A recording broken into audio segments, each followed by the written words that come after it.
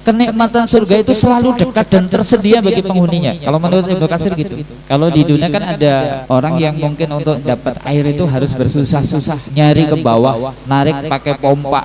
Kalau di surga enggak, yufajjirunaha tafjiro. Air di surga itu dialirkan sehingga kemudian itu bisa mengalir ke tempat yang dibutuhkan oleh penghuni surga. Begitu penghuni surga itu kepengen minum saja, ya sudah, airnya datang sendiri. Gunung Maubiko itu orang kafir untuk mendakinya butuh 70 tahun. Nanti dipaksa orang kafir harus naik ke Gunung Maubiko. Begitu sampai di puncak dilempar ke bawahnya, suruh naik lagi 70 tahun lagi.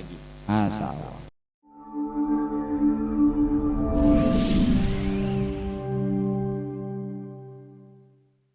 Innal hamdalillah nahmaduhu wa nasta'inuhu wa nastaghfiruh wa na'udzu billahi min shururi anfusina wa min sayyiati a'malina may yahdihillahu fala mudilla lahu wa may yudlilhu fala hadiya lahu.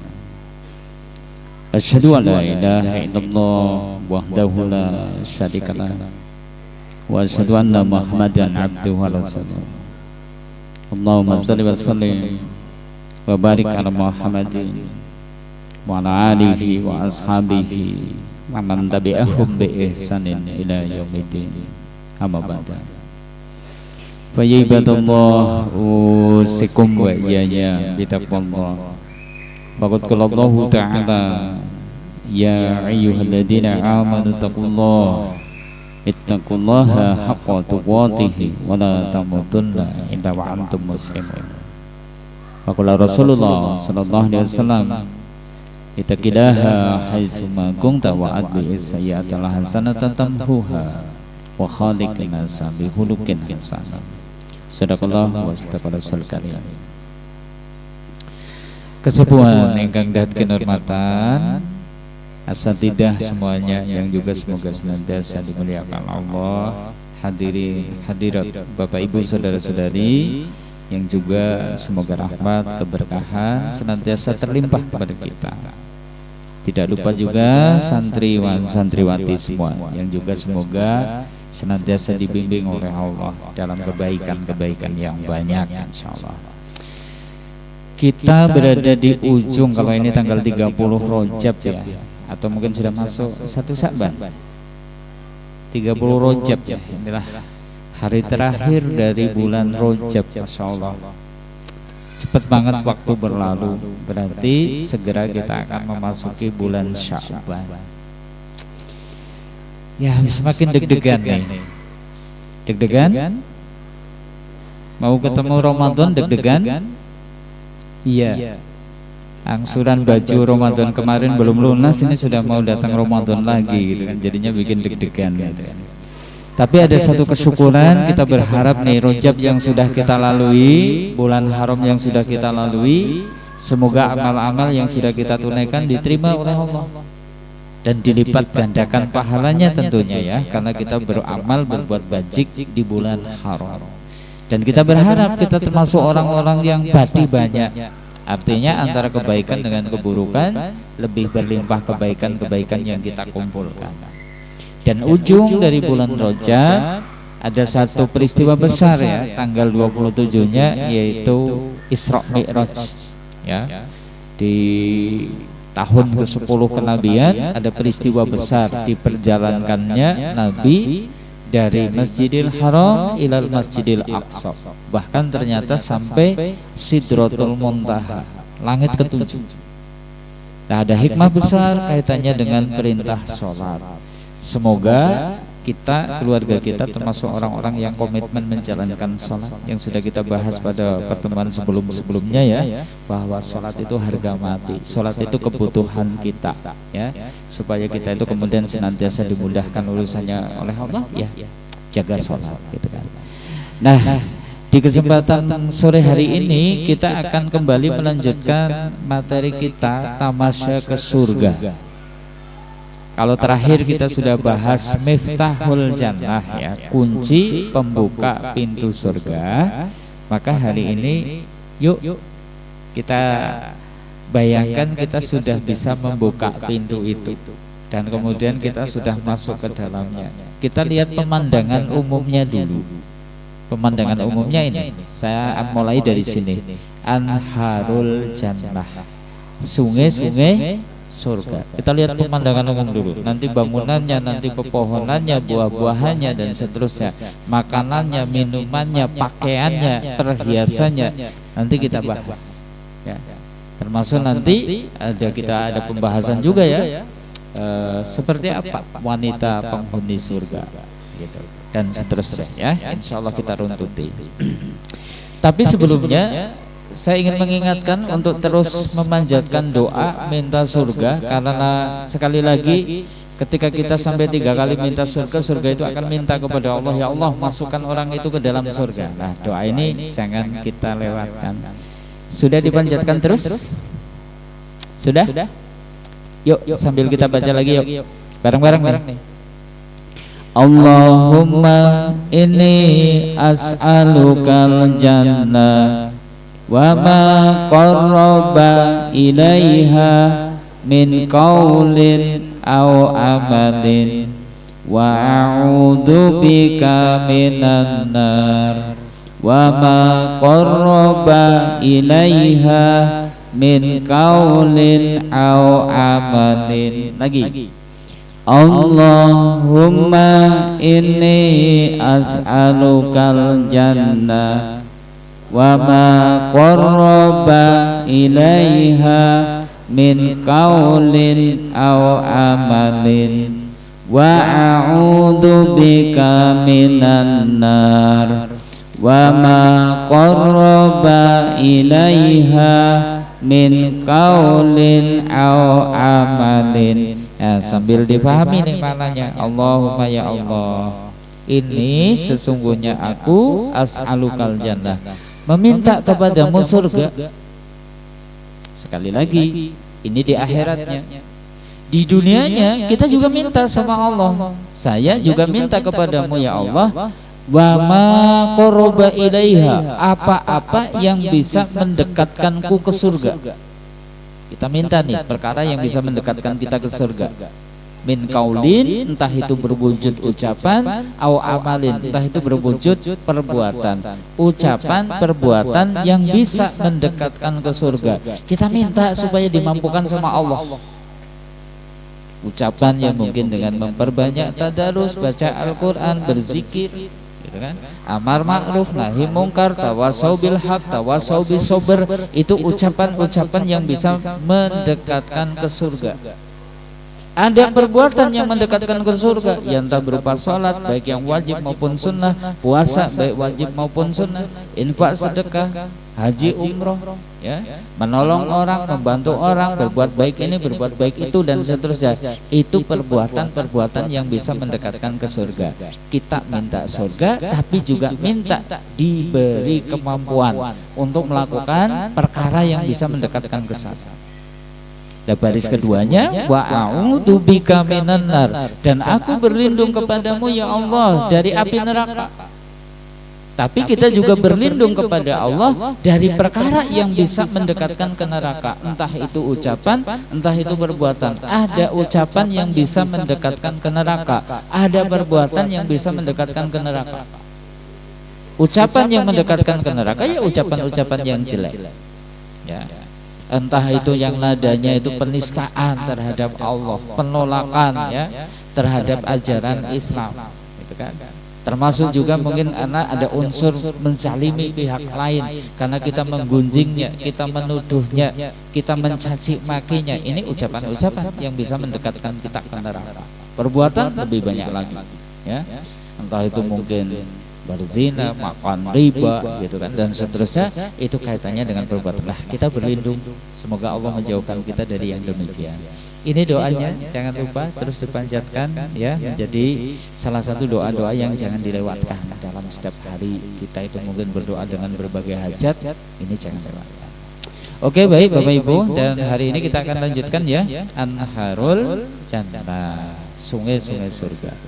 Baik, sebelumnya selawat serta salam semoga senantiasa tercurah pada uswah kita, teladan kita, Rasulullah Muhammad sallallahu alaihi wasallam beserta keluarganya, sahabatnya dan juga orang-orang yang istiqomah dalam dinul Islam ila yaumil qiyamah. Ya, kaum muslimin rahimakumullah. surga apakah ada sungainya? Gitu kan. Ya, jawabnya ya. Dalil keberadaannya banyak. Kalau ditengok di dalam Al-Quran lebih dari 30 ayat menyebut adanya sungai di surga. Dan kayaknya setiap kita hafal banget ya. Salah satunya ini ya di surat Al-Baqarah 25 ini. Wa basyiril ladzina amanu wa amilus solihati anna lahum jannat. Ya. Tajri min tahtihal anhar dan seterusnya. Wa basyiril ladzina amanu dan berilah kabar gembira kepada orang-orang yang beriman, wa amilus solihat dan beramal soleh, annalahum bahwasanya bagi mereka jannatin ada surga, tajri min tahtihal anhar yang mengalir di bawahnya sungai-sungai. Dan banyak ayat lagi ya, tidak saya cantumkan, tapi tadi lebih dari 30 ayat di dalam Al-Quran menyebutkannya seperti itu, bahwa surga itu mengalir di bawahnya sungai-sungai. Dan kayaknya kita udah hafal banget. Pokoknya kalau dijanjikan surga pasti dirangkai dengan tajri min tahtihal anhar. Nanti maksudnya seperti apa? Oke. Ini keberadaannya. Nah, dari sini mari kita coba tengok sifat sungai surga itu kayak apa sih? Kok tadi kok disifati tidak disebutkan hanya sekedar anhar, tapi ada sifat ikutannya. Satu ya, kita tengok nih. Disifati dengan kata tajri. Ya, tajri. Sebentar, saya ulas lagi. Sebentar.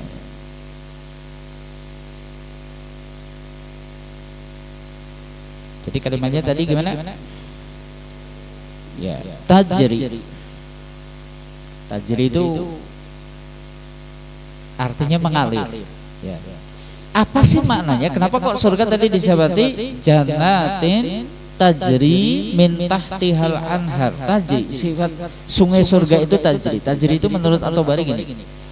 Sungai-sungai itu mengalir terus-menerus tanpa henti.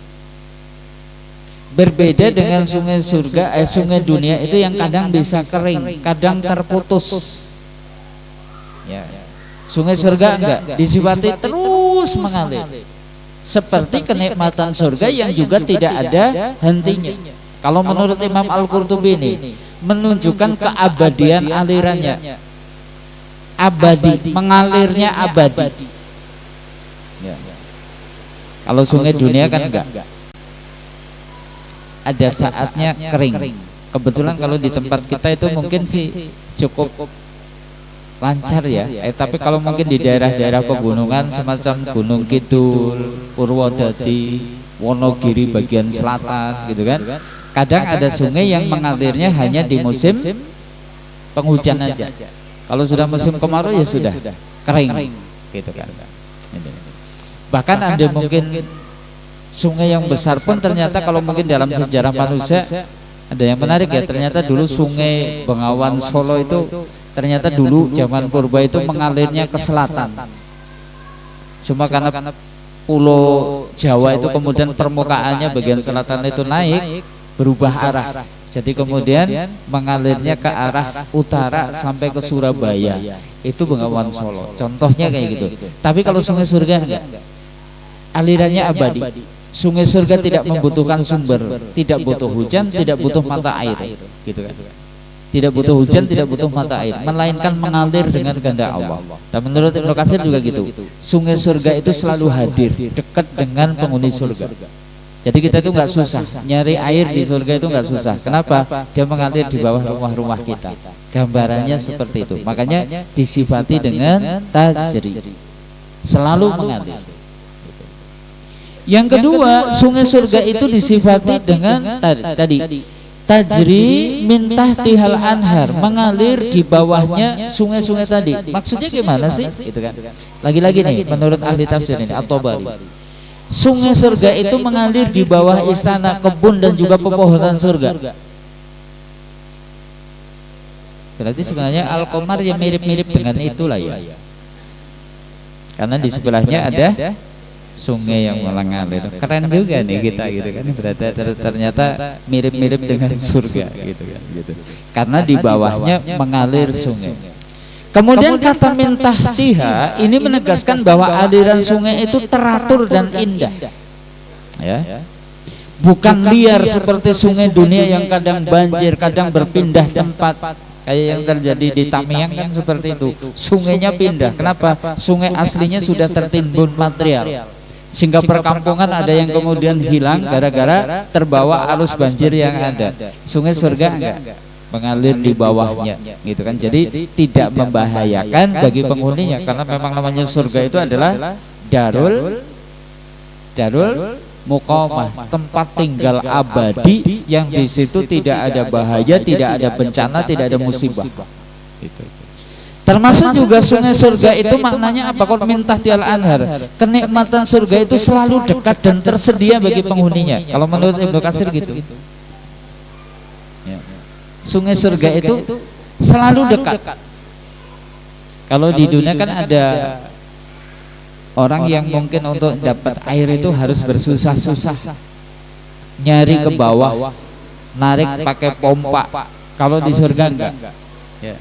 Yufajjirunaha tafjiro. Air di surga itu dialirkan sehingga kemudian itu bisa mengalir ke tempat yang dibutuhkan oleh penghuni surga. Begitu penghuni surga itu kepengen minum saja, ya sudah, airnya datang sendiri ke tempat dia berada. Mungkin pas lagi posisi di kamar, posisi di mungkin di dapur, atau mungkin posisi mungkin ada di ruang tamu dan seterusnya, dia dengan sendirinya mengalir tanpa adanya peralon atau yang lainnya, sesuai dengan yang dikehendaki oleh penghuni surga dan atas kuasa Allah Azza wa Jalla. Semudah itu mengalirnya air-air di surga. Insyaallah itu ya. Dan yang ketiganya disebut air atau sungai di surga itu disebut dengan ungkapan jamak, yaitu anhar. Artinya sungai surga itu tidak cuma satu, karena sebutannya anhar, bukan nahar ya. Nahrun itu adalah satu, sungai satu. Tapi kalau anhar menunjukkan jumlahnya banyak. Setidaknya ada 4 jenis yang disebutkan dalam surat Muhammad itu ya. Yang mana masing-masing sungai itu menggambarkan kenikmatan dan kemanfaatan yang berbeda. Jadi sungai surga tidak cuma satu. Dari sini mari kita bahas Bapak Ibu kaum muslimin arsyadakumullah ya, macam dan jenis sungai surga. Macamnya kayak apa nih? Macam dan jenis sungai surga. Satu, ada sungai air. Nah ini biasa ya, kita di dunia ya adanya sungai air. Kalau kita di dunia, sebentar saya setting.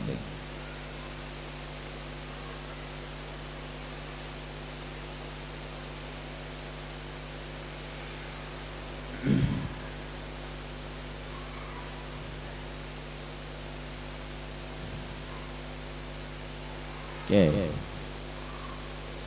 Satu tadi apa? Sungai air. Ini disebutkan di surat Muhammad tadi. A'udzubillahi minasyaitonir rajim. Masalul jannatil lati wa'idal muttaqun. Perumpamaan surga yang dijanjikan kepada orang-orang yang bertakwa, fiha anharum mimma'in ghairi asinin. Di dalamnya ada sungai-sungai min ma'in, sungai-sungai dari air ghairi asinin, yang tidak berubah rasa dan baunya. Artinya sungai air tidak bisa tidak itu dibutuhkan. Sebagai apa? Sebagai minuman untuk kesegaran. Karena faktanya nanti orang yang haus bisa enggak diobati dengan minum madu? Haus minum madu, terobati enggak? Enggak. Gitu kan. Minum madu enggak mengobati haus. Berarti air tetap dibutuhkan. Makanya di surga ya ada air mimma'in, dari atau sungai dari air. Dengan karakter apa? Karakter sifatnya apa? Ghairi asinin, yang tidak berubah rasa, tidak berubah bau. Beda dengan air dunia. Ya. Air di dunia kadang kalau kemudian tidak mengalir, dibendung, di kolam, tidak ada yang masuk, tidak ada yang keluar, tenang, efeknya gimana? Airnya berubah, warnanya berubah, baunya berubah, rasanya juga bisa berubah. Karena ternyata air rasanya juga beda-beda tuh. Udah nicipin key water udah nicipin? Pasti beda ya. Dengan aqua beda nggak? Beda nggak? Enakan mana? Jujur banget aqua jawabannya. Itu air dunia kayak gitu, macam-macam. Oleh mineral rasanya ada manis-manisnya.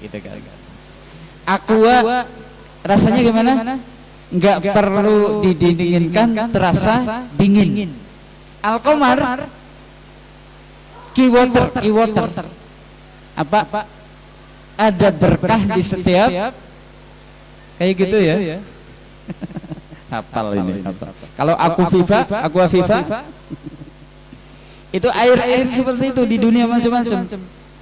Itu pun kalau tadi dibiarkan ngeyembek, nanti warnanya berubah, nanti baunya berubah, aromanya jadi berubah, air dunia. Tapi nanti sungai surga tidak seperti itu. Fiha anharum mim ma'in ghairi asinin. Salah satu sungai surga itu adalah sungai air yang tidak berubah rasa dan baunya, dari hulu sampai hilir tidak berubah.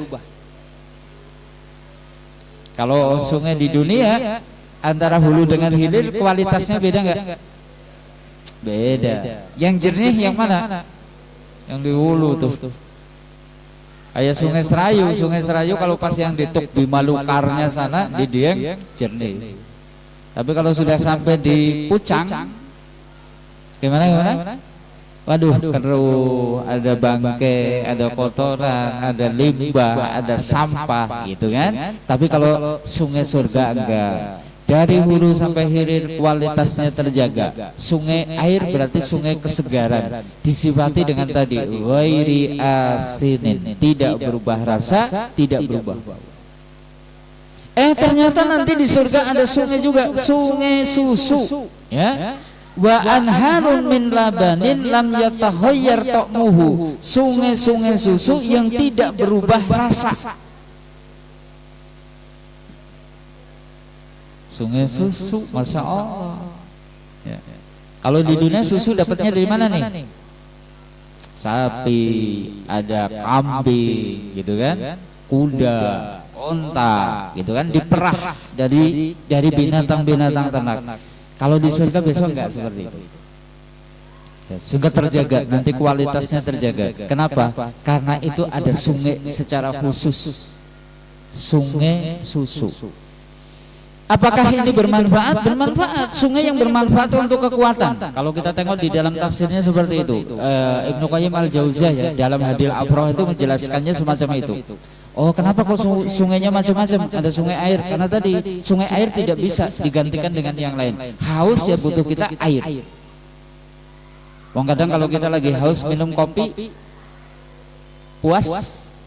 Tidak. Tetap segernya gimana? Ya air bening gitu kan, air bening gitu. Makanya di surga gitu ada air, sungai air, ada sungai susu. Sungai susu itu bermanfaat untuk kekuatan. Ya. Disifati dengan apa? Tidak berubah rasa. Coba kalau Bapak Ibu mungkin bikin susu bendera di pagi hari, dibiarkan sampai sore tidak di kulkas, gimana? Berubah. Baunya sudah agak membusuk, bahkan mungkin rasanya juga sudah mulai basi dan seterusnya. Tapi sungai atau susu di surga nanti enggak. Nanti bahkan tinggal ciduk, bahkan nanti akan datang mengalir sendiri ketika kita itu sedang membutuhkannya. Itulah sungai di surga.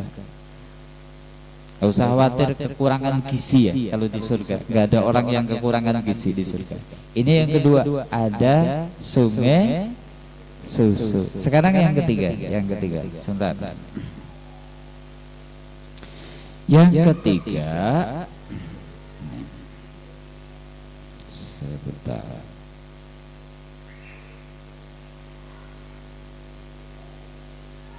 Ini yang menarik yang ketiga nih, yang ketiga menarik. Ada Sungai Homer. Santri pengen enggak? Sungai Homer ini. Wa anharun min homrin ladzatil lisyaribin, dan di surga itu ada Sungai Homer yang lezat, yang nikmat bagi yang meminumnya. Sungai yang bermanfaat untuk kenikmatan, untuk kelezatan. Makanya disifati seperti itu. Homer dunia beda dengan Homer surga. Ustadz, itu kan? Masa penghuni surga minum Homer, bukannya Homer haram? Haram? Homer haram? Di dunia haram. Ya, di dunia haram. Karena memang beda. Yuk kita coba nih tengok, para ulama itu mencoba menjelaskan beda nih Homer dunia dengan Homer surga. Homer dunia itu satu memabukkan. Mabuk itu maksudnya gimana? Menutup akal, hilang akal. Makanya menurut Umar kan gitu. Al-homru ma homarul akal. Yang namanya homer itu apa saja yang membuat akal jadi tertutup. Mau diminum kek, mau disuntikkan kek, mau bentuknya tablet atau pil kek, mau bentuknya dihirup jadi asap kek, pakai bong kek, dan seterusnya ya. Itu kalau sifatnya membuat mabuk, yaitu tidak bisa berpikir jernih, akal jadi tertutup, maka itu masuk kategori homer. Jadi Homer dunia itu tandanya apa? Memabukkan. Sementara kalau mabuk gimana? Kehilangan akal. Ditandai dengan gimana? Jalan mungkin sempoyongan, karena mungkin tadi badan tidak lagi terkendali. Omongannya ngeraco, tidak jelas, bahkan mungkin kadang suka emosi, marah-marah, bicara kasar, bicara kotor, bahkan mungkin mengungkap aib sendiri dan seterusnya. Itu persis seperti orang yang tidak waras. Makanya gitu, memabukkan, hilang akal. Homer dunia itu apa? Biang penyakit. Salah satu ilat kenapa sih Homer kok diharamkan? Satu karena tadi memabukkan. Dua, biang penyakit. Ya.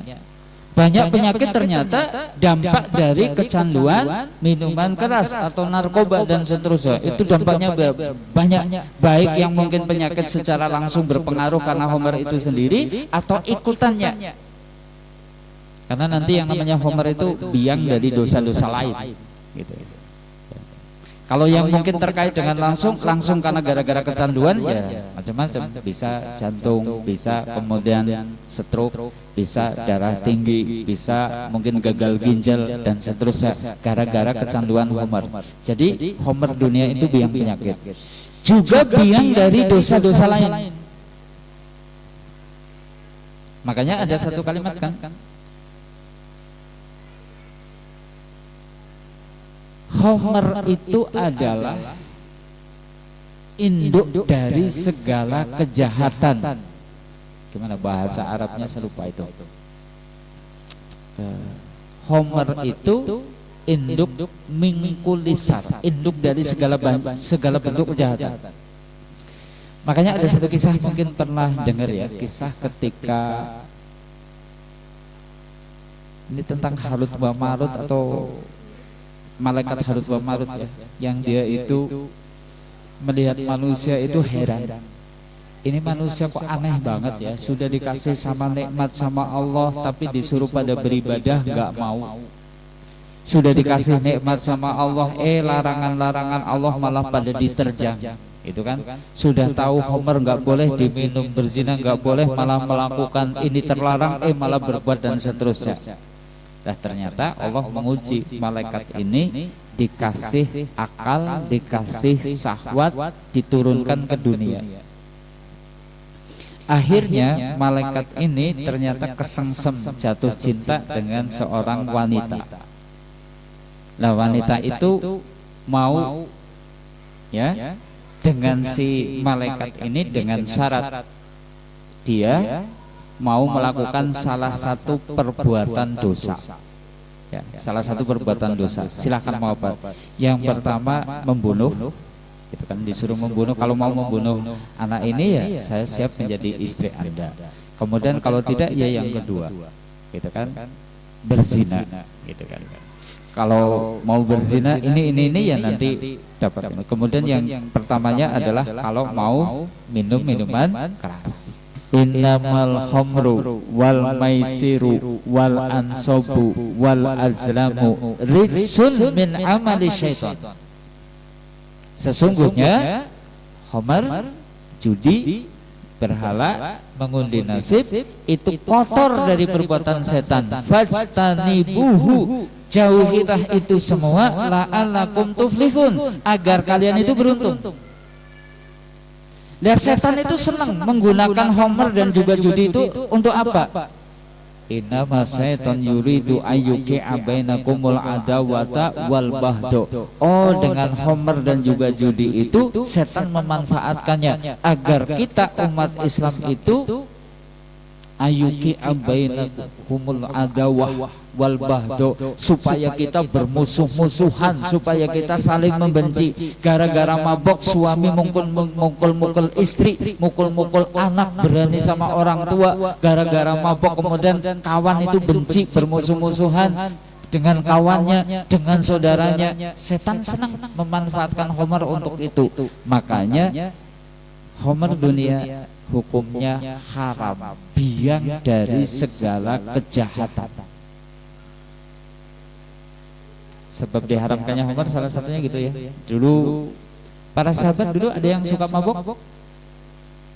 Para sahabat Nabi, iya.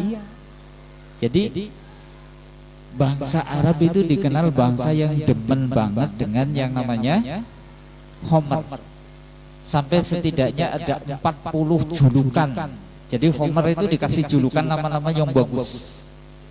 Kayak kita kan juga kenal ya, ada istilah ganja yang buat mabuk-mabukan dinamain apa?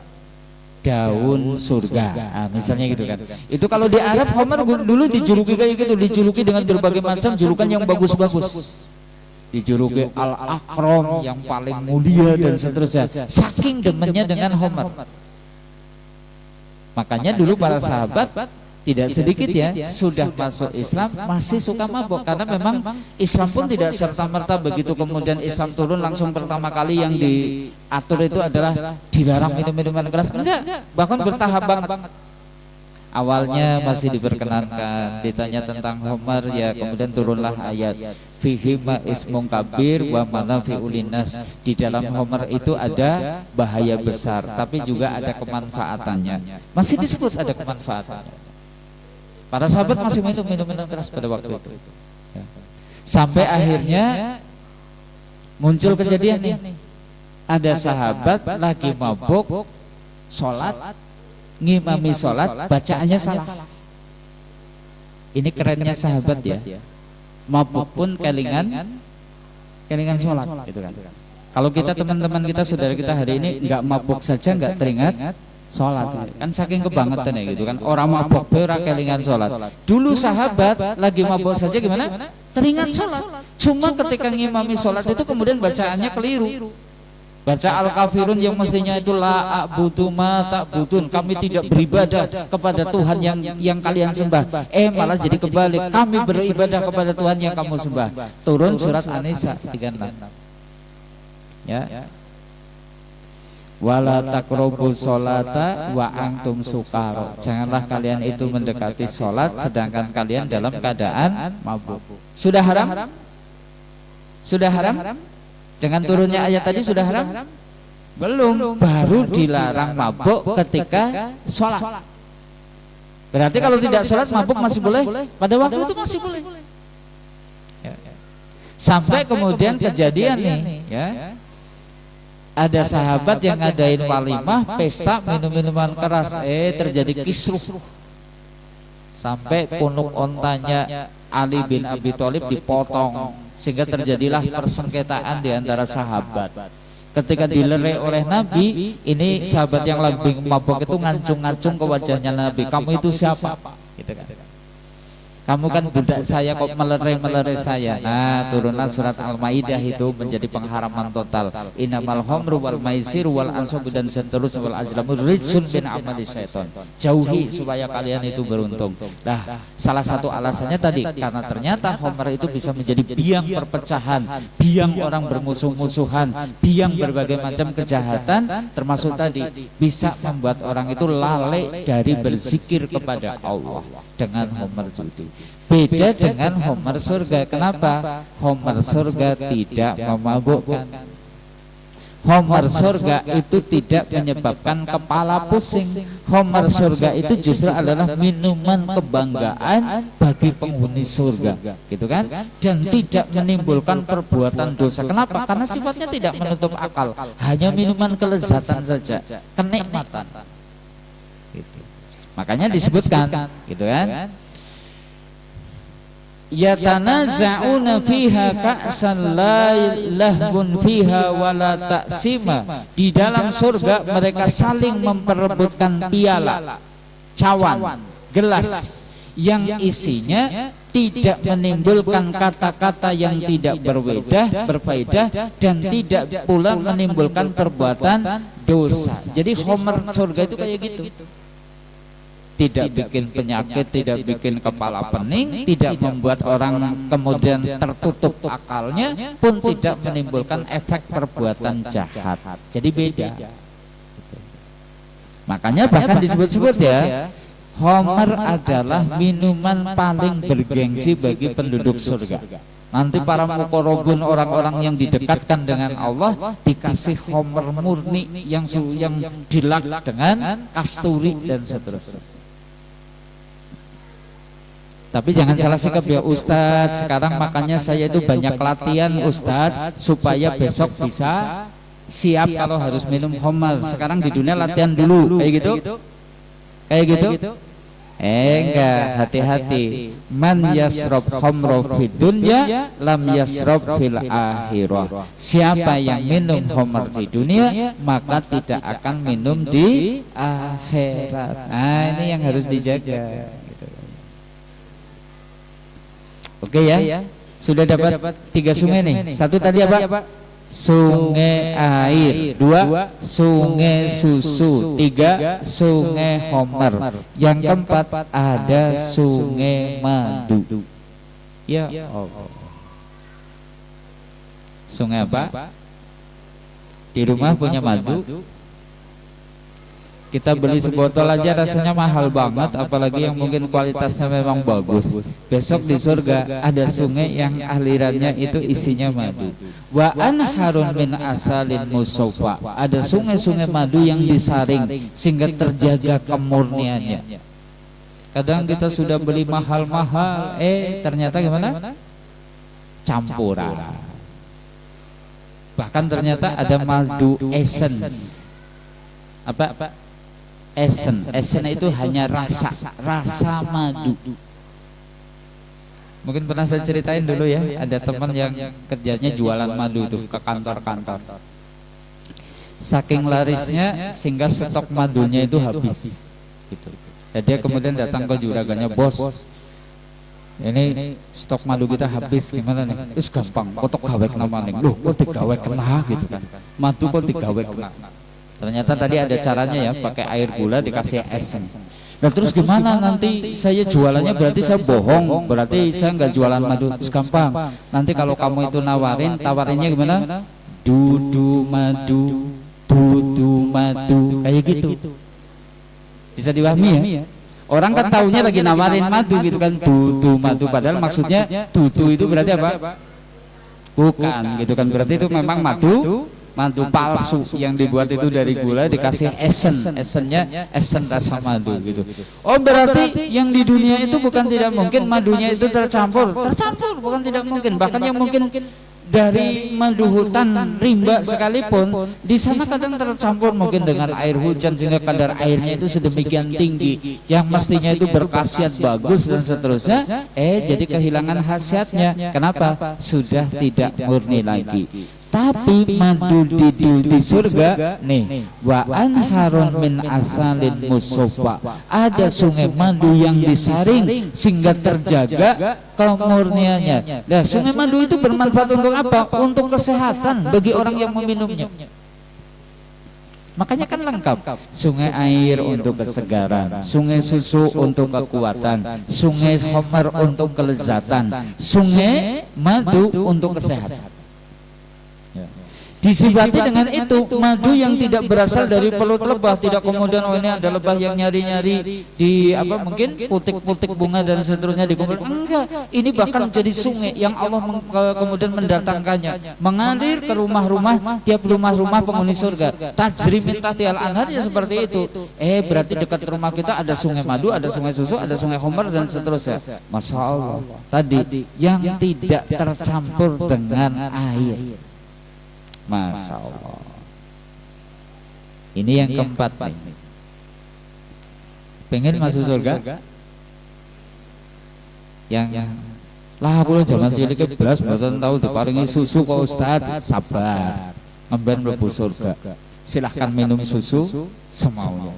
Rasane iki badhe tumbas madu kok rasane abot banget, wong regane larang gitu kan. Sabar. Kita masuk surga. Di sana ada sungai madu. Kemudian yang kelima, ada sungai Al-Kausar. Ini secara spesial disebutkan ini. Kalau tadi dalam surat Muhammad ya, ayat 15, ini disebutkan dalam Sahih Al-Bukhari. Bainama ana asiru fil jannah. Ini konon kejadiannya juga pas peristiwa Isra Mi'raj. Jadi salah satunya kan beliau diperjalankan ini. Tatkala aku berjalan di surga, ida ana binaharin, ketika itu aku melihat ada sungai ya, hafatahu kibabuduril mujawwaf, yang mana di pinggirnya itu ada kubah-kubah yang terbuat dari mutiara-mutiara. Kalau sekarang biasanya tempat wisata kan biasanya ada tempat nginepnya, namanya apa? Glamping ya. Glamping. Pernah dengar glamping? Pernah nginep di glamping? Lagi wong desa-desa orang ngerti glamping itu kan. Glamping itu glamor camping gitu kan. Yang sewanya juga mahal nih, ngungkuli hotel ya, kayak di Kledung aja itu coba kita buka-buka semalam 600.000 gitu kan. Yang ada di Sikunir sana juga kayak gitu, semalamnya itu mahal. Padahal di hotel Jogja itu mungkin yang 200.000, 400.000 ada. Ini glamping lebih mahal. Glamping itu terbuat dari apa? Ya kadang dibuatkan dari apa? Rangka baja, kemudian dikasih mungkin atap multi roof dan seterusnya. Besok di surga itu ternyata ada kemah-kemah di pinggir sungai surga, terbuat dari apa? Setiap kemahnya itu terbuat dari ini. Durril mujawwaf, sebutir mutiara yang berongga. Bisa membayangkan? Ngertos mutiara? Ngertos mutiara? Bukan yang buat bikin bubur, bukan. Yang buat itu di kerang dibuka, nah itu kemudian ada mutiara. Itu harganya mahal karena biasa digunakan untuk perhiasan gitu kan. Nah ini sebutir mutiara itu besar sehingga kemudian berongga, di dalamnya ada rongganya, penghuni surga itu bisa masuk di dalamnya. Ngapain? Glamping di pinggir sungai surga. Nah ini disebutkan, ketika aku berjalan di surga, ketika itu aku melihat ada sungai yang di pinggir-pinggirnya ada mutiara-mutiara bersongga. Kultu, maka aku pun bertanya, mahada ya Jibril, ini apa ya Jibril? Sungai apa ini ya Jibril? Maka dijawab oleh Jibril, hada al-Kausar, ini adalah al-Kausar, alladzi a'taka rabbuka, yang Tuhanmu kasihkan kepadamu. Makanya kan salah satu hadis yang menjelaskan ketika turun surat Al-Kausar hadis ini, inna a'tayna kal kausar, sungguh kami telah memberikan kepadamu al kausar.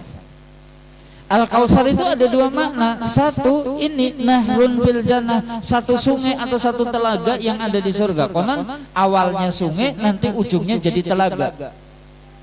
Yang mana nanti ketika kita itu berada di mahsyar, ada kesempatan nih kita mampir telaganya Nabi, telaga Al Kausar ini.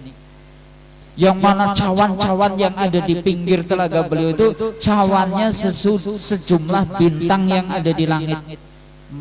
Gelas-gelasnya sejumlah bintang yang ada di langit. Airnya lebih putih daripada susu, lebih manis daripada madu. Man syariba minha, siapa yang minum dari dalamnya air itu, lam yadma'u abadan, tidak akan pernah merasa haus selama-lamanya. Nah, sebelum jadi telaga ini konon, oh itu berupa sungai yang ada di surga, namanya Sungai Al Kausar. Itu yang diberikan spesial oleh Allah kepada Nabi Muhammad sallallahu alaihi wasallam. Ya. Makanya kan ada riwayat konon asbabun nuzulnya surat Al-Kausar ya. Jadi ketika itu Nabi itu baru kehilangan putra laki-lakinya. Karena Nabi kan sebenarnya punya putra laki-laki ya. Berapa ya? Putra pertama ada namanya coba Abdullah ya, Abdullah, kemudian Al-Qasim gitu kan, dan seterusnya gitu. Nah, ketika Al-Qasim kalau nggak salah ini meninggal karena semuanya tidak nyampe balik usianya, masih kanak-kanak meninggal. Paman beliau Abu Lahab itu senang banget, krungu Nabi itu keseripahan anak laki-lakinya meninggal, itu justru senang, rasa kenal Muhammad orang dua keturunan lanang. Karena bagi orang Arab yang namanya punya keturunan laki-laki itu gimana? Kebanggaan, itu menunjukkan keberlanjutan terah laki-laki. Beda dengan perempuan ya. Kalau perempuan kan berarti nasabnya nanti akan ikut kepada si laki-laki. Kalau punya anak laki-laki itu menunjukkan dia itu punya pelanjut. Itu kan. Dan ini Abu Lahab tahu setiap anak dia punya anak laki-laki meninggal, anak punya laki-laki meninggal, Abu Lahab senang banget. Ketika lagi sedih-sedihnya Nabi itu kehilangan putra tercintanya, bukannya pamannya berbelasungkawa, berduka cita dan seterusnya, enggak, malah senang, oh rasakan Muhammad orang dua keturunan pedot gitu kan, keturunannya pedot. Dah turunlah surat Al-Kausar. Tiba-tiba para sahabat itu melihat yang tadinya itu Nabi itu nampak sedih, tiba-tiba kok tersenyum, memandang ke langit itu tersenyum. Para sahabat kemudian nanya, ya Rasulullah, tadi Anda nampak begitu sedih, kenapa Anda kok kemudian tersenyum? Nabi kemudian cerita, iya, telah turun kepadaku satu ayat, satu surat, inna a'tayna kal kausar, sungguh aku telah memberikan kepadamu wahai Muhammad al-Kausar, dikasih sama Allah al-Kausar. Fasalli li rabbika wanhar, lah konsekuensinya sholatlah demi Tuhanmu, sembelihlah korban. Inna sani'aka huwal abtar, lah kemudian ditetapkan sesungguhnya orang-orang yang membencimu itulah merekalah orang-orang yang terputus. Makanya kata Nabi kan seperti itu, orang itu disebut mandul itu bukan karena tidak punya anak. Orang itu mandul itu orang yang anaknya banyak tapi dia tidak mendapatkan kemanfaatan dari anaknya. Ternyata dia itu tidak kemudian memiliki amal jariah gara-gara anaknya banyak. Maka orang yang seperti ini sama saja dengan mandul. Dan berarti ini justru yang mandul yang kemudian terputus terputus keturunannya siapa? Ya tadi Abu Lahab. Ada yang menarik ya, Abu Lahab itu karena dia itu kafir, dikecewakan anak-anaknya, ternyata malah tidak sedikit yang kemudian masuk Islam, tapi tidak bakalan mendapatkan manfaat dari keislaman anaknya. Kenapa? Karena dia kafir. Nah seperti itu. Tapi kita garis bawahi, oh ada sungai namanya Al-Kausar. Inilah Bapak Ibu, jadi kalau kita tonton di dalam surat Muhammad ayat 15 dan juga di dalam hadis yang diriwayatkan oleh Imam Bukhari ini, setidaknya ada 5 sungai di surga. Apa saja tadi? Ada sungai air untuk kesegaran yang tidak berubah rasa dan aromanya. Ada sungai susu untuk kekuatan yang ternyata tidak akan berubah rasa dan juga aromanya. Yang ketiga ada sungai khamar yang lezat bagi orang yang meminumnya. Ada sungai madu yang disaring sehingga terjaga kemurniannya. Ada sungai Al-Kausar, siapa yang minum tidak akan pernah merasa haus selama-lamanya. Pengen? Doanya tadi loh. Allahumma inni as'alukal jannah wa ma qarraba ilaiha min qaulin aw amalin wa a'udzu bika minan nar wa ma qarraba ilaiha min qaulin aw amalin. Wis patut ora patut pokoke njaluk gitu kan. Nah, ada riwayat yang menarik. Nabi itu pernah mengatakan ada sungai surga tapi di dunia. Beliau menyebutkan gini, Sayhanu wa Jaihanu wal Furatu wan Nil kullu min anharil jannah. Waduh, menarik banget ini. Sungai Sayhan, sungai Jaihan, sungai Furat dan sungai Nil, kesemuanya itu termasuk di antara sungai-sungainya surga. Hadisnya sahih, diriwayatkan oleh Imam Muslim. Ya. Sayhan, Jaihan, Efrat, Nil. Sayhan, Jaihan itu ada di Uzbekistan kalau nggak salah ya. Kalau Efrat itu mata airnya di Turki, melewatin Suriah, ya, melewatin Irak, kemudian nanti sampai di hulunya, di hilirnya itu sampai di Teluk Persia. Itu sungai Efrat. Peradaban manusia kuno kebanyakan di sini, di sungai Tigris dan sungai Efrat, delta sungai Tigris dan Efrat. Itu di Irak. Dan sungai Nil dari mana? Ini sungai terpanjang di dunia, 6.500-an kilometer, membentang dari Afrika Selatan sampai melewatin Kairo, sampai kemudian di Laut Mediterania, 6.500 km. Dan menariknya, Nabi menyebut itu sebagai sungai-sungainya surga. Nah, maksudnya gimana? Apakah itu berarti sungai surga kemudian turun dan kemudian itu jadi sungai-sungai itu tadi? Kalau iya, kenapa sungai Serayu kok nggak masuk di dalamnya, gitu kan? Sungai Kapuas atau mungkin sungai Musi, gitu kan? Di Indonesia kan punya sungai-sungai besar, ada Kapuas, ada sungai Musi dan seterusnya. Ini yang disebutkan cuma 4 nih, ya. Sayhan, Jaihan, Furat dan juga Nil. Nah, disebutkan menurut Imam Nawawi gini. Sungai-sungai ini maksudnya gimana? Memiliki mata air atau asal yang memang bersumber dari surga, lalu mengalir ke dunia dengan cara yang hanya Allah kehendaki. Ini menurut Imam Nawawi. Tapi tidak sedikit di antara ulama semacam Ibnu Hajar Al-Asqalani menyebutkan hadis ini menunjukkan kemuliaan dan keistimewaan sungai-sungai tersebut, sehingga disebut sebagai bagian dari sungai surga. Kenapa? Banyak kemanfaatan dari sungai ini. Coba kalau sungai Nil, itu banyak negara yang bergantung dengan keberadaan airnya, termasuk Mesir ya. Mesir itu zaman dulu itu sampai kalau sungai Nil itu mengering dalam artian airnya surut, mereka itu sampai nyembelih gadis, darahnya kemudian dikucurkan ke sungai Nil supaya kemudian airnya kemudian berlimpah ruah lagi. Zaman jahiliyahnya Mesir seperti itu. Karena tadi sangat dibutuhkan. Gitu. Termasuk sungai Efrat ya. Sungai Efrat itu sudah diprediksi oleh Nabi, sebelum datang hari kiamat sungai Efrat itu akan mengering, sehingga kemudian menyebabkan bongkahan-bongkahan emas. Makanya ini wilayah sana kayaknya ya memang bakal jadi rebutan ya, karena nanti sungai Efrat itu akan mengering. Ini sudah coba dibendung-bendung ya. Di Suriah itu kalau tidak salah itu ada 4 bendungan. Salah satu sebenarnya targetnya apa benar kalau sungai Efrat itu dibendung, air tidak mengalir sehingga kemudian menyebabkan gunung emas. Ternyata belum muncul tuh. Ada bendungan Asad, ada bendungan apa termasuk juga di Turki ya dan seterusnya. Belum. Karena nanti kemunculannya emasnya besok pada hari kiamat, sehingga kemudian di atas sungai Efrat nanti akan terjadi peperangan dahsyat. Saking dahsyatnya peperangan, dari setiap 100 orang yang bertempur, 99 itu terbunuh.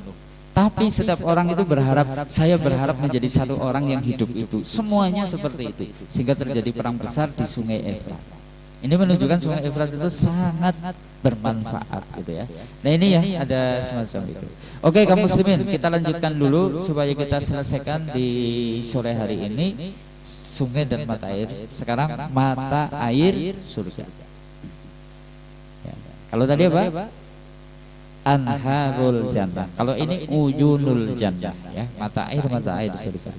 Kabar tentang keberadaannya banyak disebutkan ya di dalam Al-Qur'an.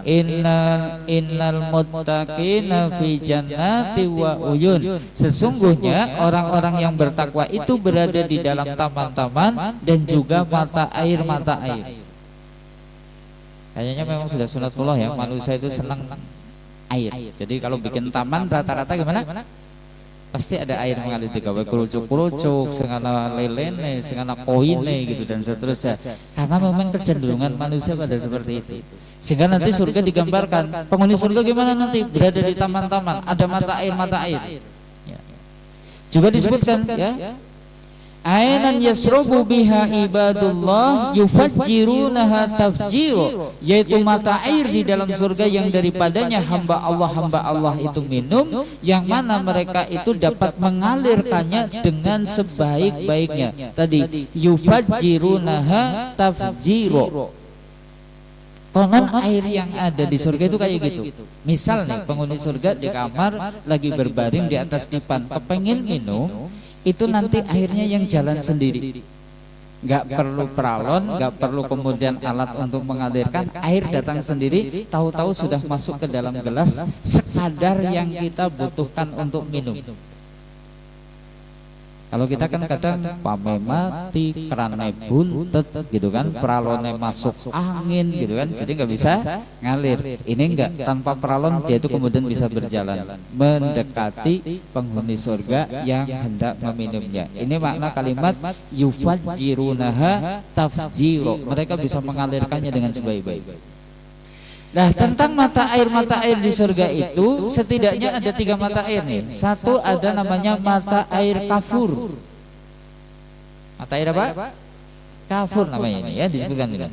Innal abroro yasrobuna min ka'sin kana mizajuha kafuro. Sesungguhnya orang-orang yang berbuat kebajikan ya, innal abroro, abror, al-abror, orang yang berbuat kebajikan ya.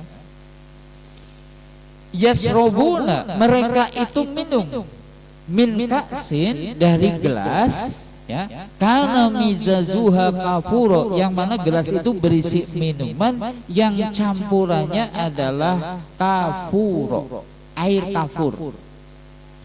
Air kafur itu gimana sih? Gitu kan? Kafur itu nama suatu mata air di surga. Kalau kita tengok di dalam tafsirnya seperti itu, yang mana sifat airnya itu terasa dingin, warnanya putih, baunya sedap.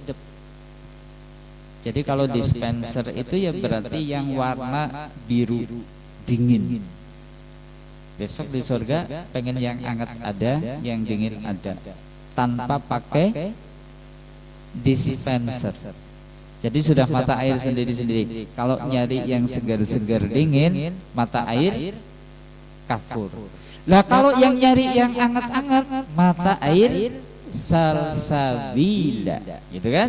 Wa yusqauna fiha ka'san kana mizazuha zanjabila, ainan fiha tusamma salsabila. Di dalam surga itu mereka diberi minum segelas minuman yang campurannya adalah zanjabila, yang didatangkan dari sebuah mata air surga yang namanya salsabila. Zanjabila itu apa sih? Disebut-sebut kalau dalam tafsirnya gitu, air yang rasanya hangat, aromanya harum. Makanya ada yang mengatakan wedang jahe. Itu ya. Nanti ditafsirkan kayak gitu. Jualan zanjabila, wedang ronde gitu kan gitu. Karena rasanya gitu kan, hangat seperti jahe dan baunya harum. Ini yang lagi butuh-butuh brand buat jualan itu tadi ya, wedang jahe sama wedang ronde gitu. Namanya apa? Zanjabil. Zanjabil. Dan zanjabil itu munculnya dari mana? Ainan fiha tusamma salsabila. Dari mata air yang namanya mata air salsabila. Dinamakan salsabila itu kenapa sih? Arus airnya itu deres lancar. Kalau diminum itu terasa nyaman di tenggorokan, tidak enak, tidak ganjel dan seterusnya. Kan katanya air mineral kayak gitu ya, tidak ada enak-enaknya gitu kan. Apa ada minuman yang bikin enak ya, air putih gitu kan. Tapi mungkin yang dimaksud ini salsabila itu kayak gitu, airnya deres, lancar, nyaman untuk diminum. Ini yang kedua, mata air salsabila. Nah kemudian ada ini, mata air tasnim, ya. Wa mijazuhu min tasnim ainan yasrobu bihal muqarrabun, dan campurannya dari tasnim, yaitu mata air yang diminum oleh mereka yang didekatkan kepada Allah. Nah, secara bahasa tasnim itu adalah tempat tinggi. Berarti ini ada yang menafsirkan cukup menarik ya. Jadi menurut Qatadah itu tasnim itu dibagikan dengan kuasa Allah seperti hujan, mencoba berkenalan, ngintip kenikmatan surga. Dari sisi apa tadi? Sungai-sungainya dan juga mata air airnya. Sebenarnya mau kita awali dengan pegunungan ya. Kalau namanya pandangan umum kan mestinya ada pegunungan, ada lembah, ada sungai-sungai dan seterusnya. Ternyata menurut para ulama di surga itu nggak ada gunung, nggak ada lembah. Jadi surga itu gimana? Datar. Beda dengan neraka. Neraka itu ada namanya gunung Maubiko, ada namanya lembah namanya Asama, Hoyan. Ada lembah Hoyan, ada lembah Asama. Gunung Maubiko itu orang kafir untuk mendakinya butuh 70 tahun. Nanti dipaksa orang kafir harus naik ke Gunung Maubiko. Begitu sampai di puncak dilempar ke bawahnya, suruh naik lagi 70 tahun lagi. Masalah. Selain gunung, di neraka itu ada jurang. Makanya kan disebutkan orang-orang yang berbuat zina meninggalkan sholat besok akan ditempatkan di Hoyan. Hoyan itu apa sih? Bi'roni fi aswali jahanam. Ada satu sumur, ada jurang yang ada di dasar jahanam. Yasilu fiha sodidu ahlunar, yang mana di situ mengalir darah dan nanahnya penghuni neraka. Nah, ini orang-orang yang berzina atau meninggalkan sholat ditempatkan di situ. Surga beda. Surga itu gimana? Datar semua. Sehingga alirnya kok bisa mengalir, tajri min tahtihal anhar itu. Karena memang tadi keistimewaan surga, sekalipun tadi mungkin tidak menurun, tapi air bisa mengalir dengan teratur ya, sehingga kemudian tidak ada banjir, tidak ada gerujukan dan seterusnya, mengalir dengan lembutnya. Seperti itulah gambaran surga. Semoga ini mengawali kita untuk terinspirasi untuk mendapatkannya. Nah, tinggal pertanyaan yang harus kita munculkan, seberapa layak sih kita itu bisa masuk surga? Kalau belum layak, ayo kita patutkan. Dengan cara apa? Perintah-perintah ditunaikan, larangan-larangan ditinggalkan.